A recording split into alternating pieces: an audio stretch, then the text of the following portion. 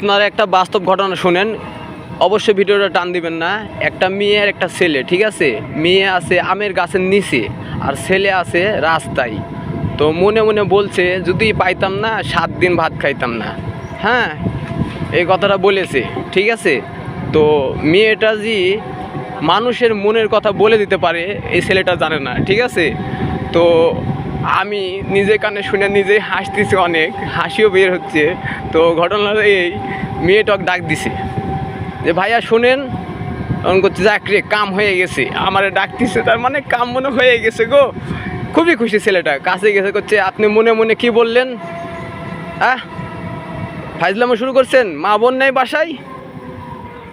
তখন ছেলেটা ভাবছে কি রে, আমি মনে মনে বললাম, এ বুঝলো কি করে? মাথায় নষ্ট মামা, এই বলে কান্না করছে। তো অনেক ইতিহাস আপনারা শুনতে চাইলে নাইমের সঙ্গে যোগাযোগ করেন এবং কমেন্ট বক্সে উত্তরটা জানান, ঠিক আছে? পুরো ঘটনা শুনতে চান।